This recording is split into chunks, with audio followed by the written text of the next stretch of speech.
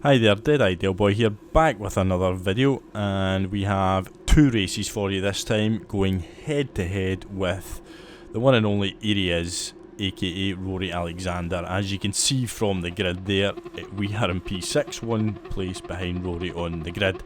Now, apologies, this is replay footage because my Elgato did not record, well, the files were corrupted that showed the actual race footage, so apologies there, but we'll make the best of it, because these races are they're not without their incident. We've got obviously Rory, you can see in the inside there, we make a good start here, and we've also got an appearance from MOMOZ in this race, which yeah, you can see what happens with that one, not without its own little bit of talking point, let's just say that. But you can see here we're now right behind Rory's. We've got a good run up the hill. We've got Mike the player in front of him, and I don't know what happens here, but we kill Rory by the looks of it. And there he comes back, and you can see here I just let off the gas ever so slightly here, you can see that there, just to let Rory get the position back, which unfortunately cost me more than just one position. As you'll see, we come down here into the braking zone. I'm getting swarmed now by cars that obviously didn't let off the gas at any point, so we're dropping back here to P8 now. So yeah, that was we'll go back to that incident at the end of this race just to analyse it, because at the time Rory was live streaming and I thought I'd killed him, I thought I'd punted him. It looks like I have, but yeah, we'll see when we go back to the replay footage at the end of this race, and you can give me your thoughts on what happened. But either way, the race continues. We've dropped back to P8. Rory's moved on up, as we can see. He's P5, and yeah, I was just a little bit annoyed at myself for, you know, not, well, I would say not backing off, but it just felt a bit weird. I just all of a sudden was up the inside of Rory's car, and you know, I'd pushed him off to the left, and I didn't really know how it happened, because you know, I was in control, I was braking, but yeah, we'll see at the end, because I think it's worth a bit of a detailed review, let's just say, on that. But yeah, P8. You know, as we're coming into the end of the first lap, it was not the cleanest, obviously, first laps. We've got MOMOZ now behind us, so that's something to obviously think about. But this race was one of those races you could just never really take your eye off the road, you could never really concentrate fully, or you could not lose your concentration for a second, I should say, otherwise it was basically death. So we come into the bus stop. The braking zone for the bus stop is so early compared to normal. You can see we don't really take it that well, but we managed to kind of stay behind the Frenchman. It was very easy to kind of lose it coming out of the bus stop as well, especially in the Audi, which really did struggle with traction at times. You could spin out in just about any gear if you were a bit too heavy on the throttle. So we're coming around turn 1 there, getting up close and personal again with the Frenchman. He's a little moment there, but keeps it together. But yeah, well, like I said, it's a good race we've got in store now here. We've got plenty of positions to fight for. You can see cars pulling away up ahead, but you look at the Frenchman basically drifting through Radio and Rouge onto the Camel Straight. But MOMOZ there, you can see making a move up the inside there. There was just the slightest contact on us that sent two of our tyres onto the grass, and look how many positions we lose because of it. Now, I'm certainly not saying MOMOZ did that deliberately, but obviously the contact did cost us a lot there, because we had no traction, we couldn't keep our pace, we had to let off the gas, and yeah, that was a big frustration. So this race is not going too well, as you can see. We're down to P10 now, and we're soon going to be struggling to hold on to that as the Spaniard comes up the inside there, and now we've dropped down to P11 and we're under threat now from F1.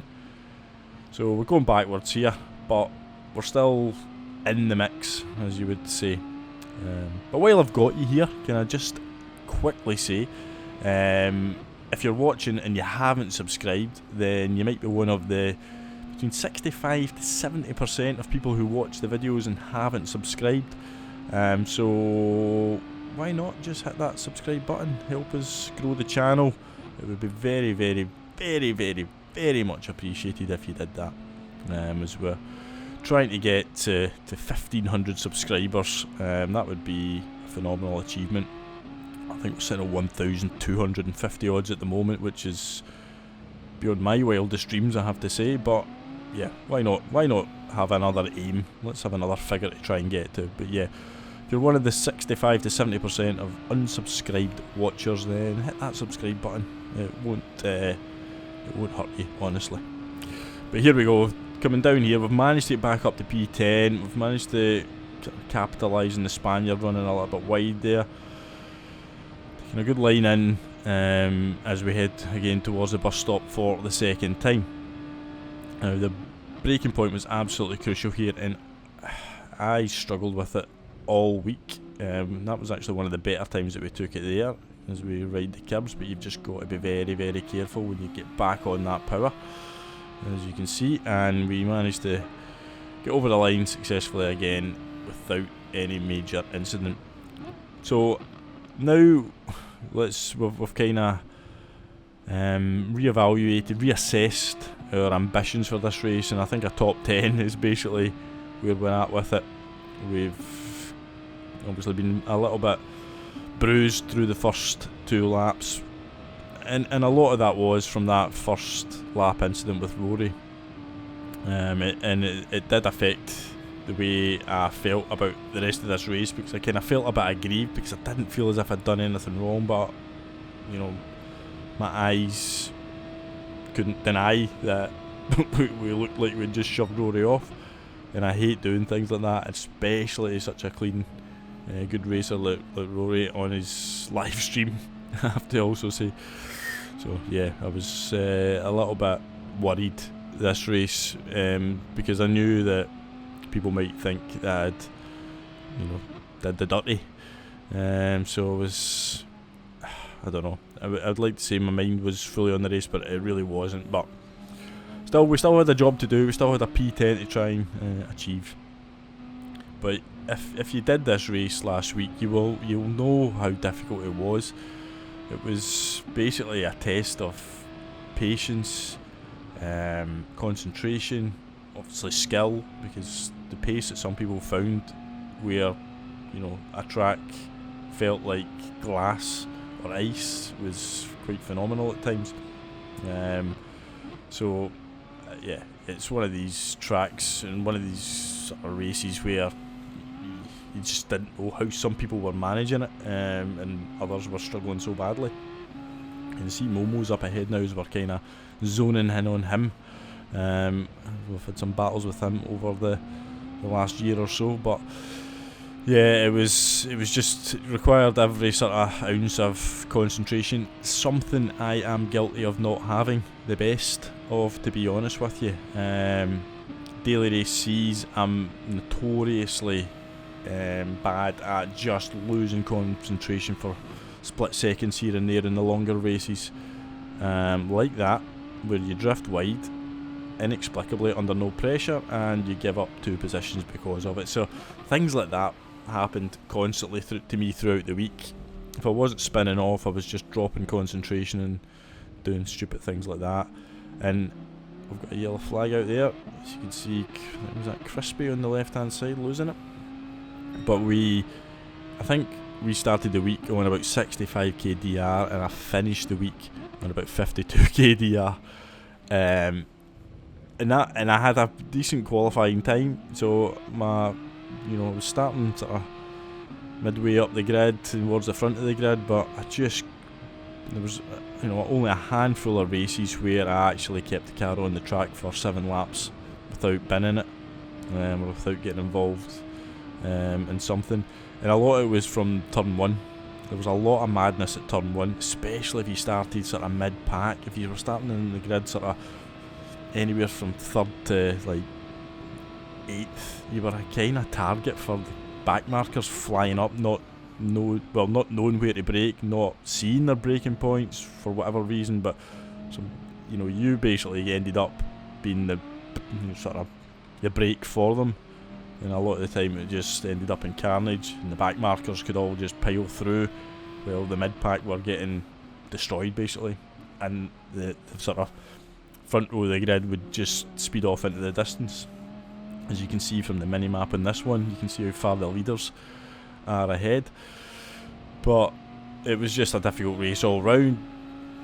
But the thing about it is, it's probably a race that I did more of than I have any other race in recent weeks, because it felt like you were playing a new game. It felt like you were doing something different from the norm of what Gran Turismo Sport has been for so long. It was a new challenge. It was a different way of driving. You couldn't just put your foot down.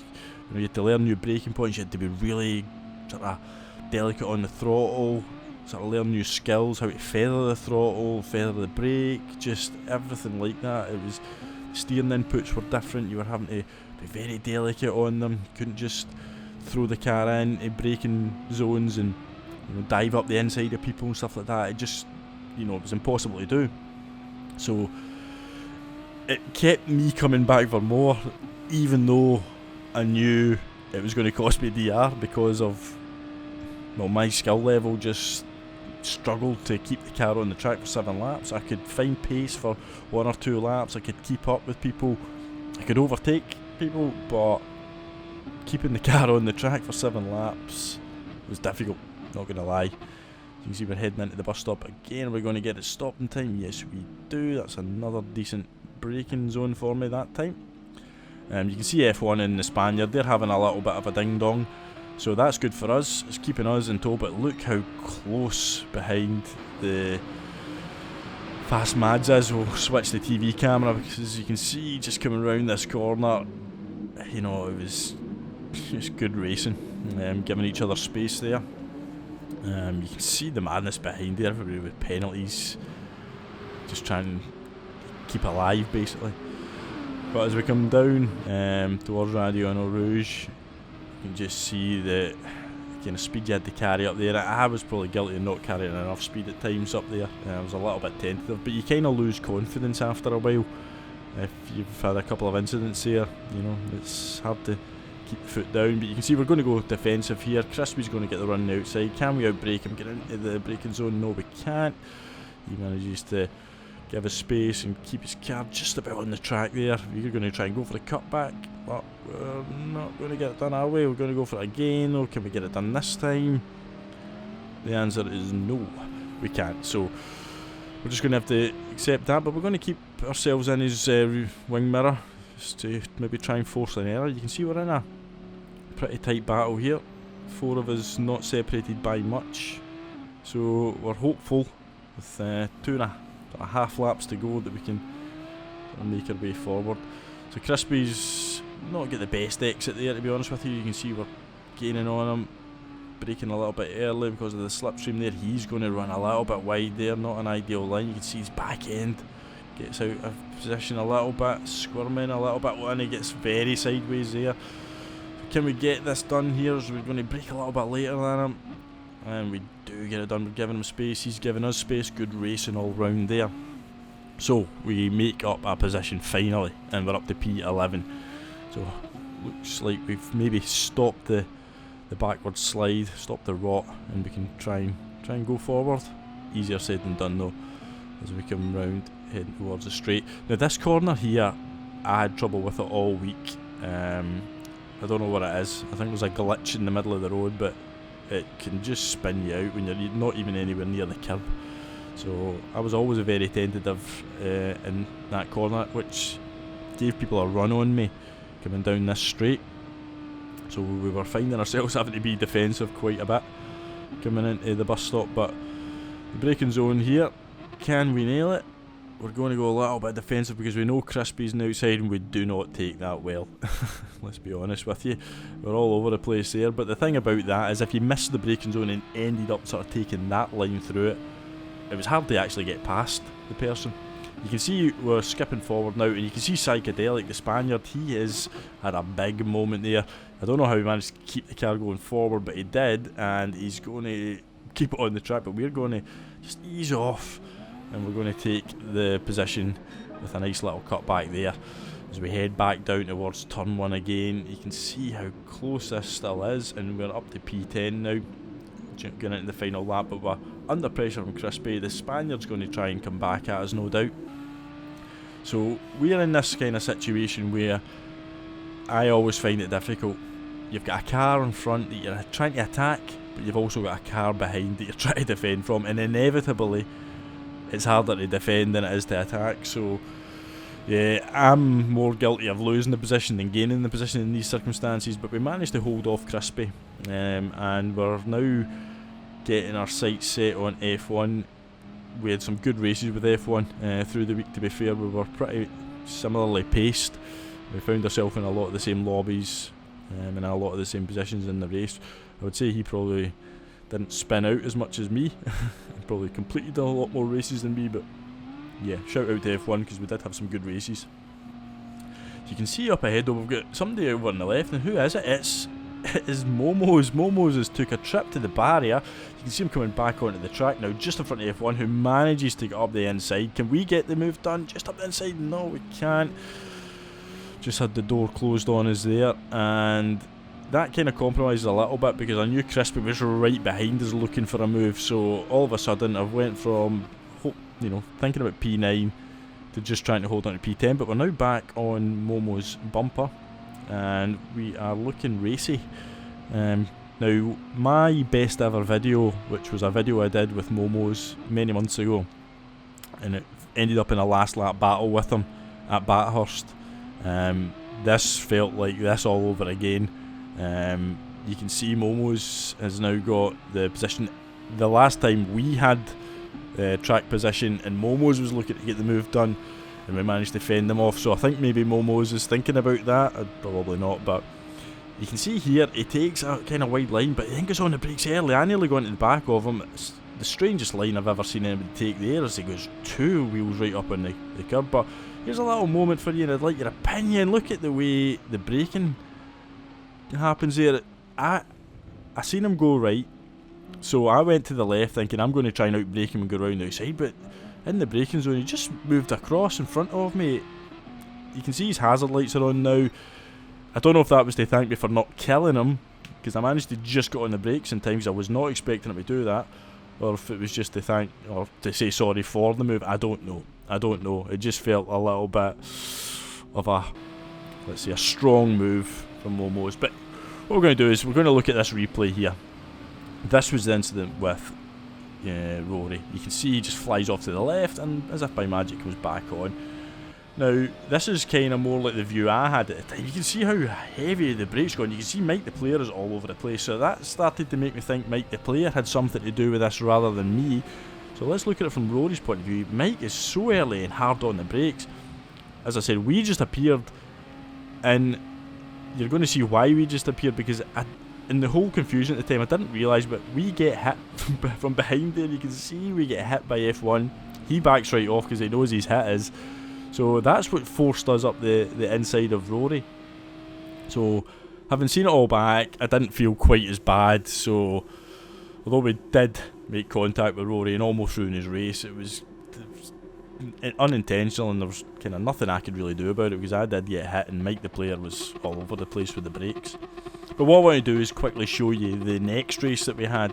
Again, me and Rory side by side on the grid, and it's just this is just a short section of this race because you see what happens. But it's a very, very interesting start, as you can see, because we're going to get the run on Rory. Now he's got previous with Mike the player, who's in P2. He did a video on him a couple of weeks ago, sort of calling him out for some questionable driving at the Nürburgring, where he took Rory out. But we've made a great start and we've got ahead of Rory here. So we've got Mike the player in our sights, and we're very aware now of what he did going up the hill the last time. He's very heavy on the brakes again, so we're going to catch him. So he didn't have a lot of speed going up there, so he was a bit compromised and he kind of drifted wide there, so his tyres might be dirty.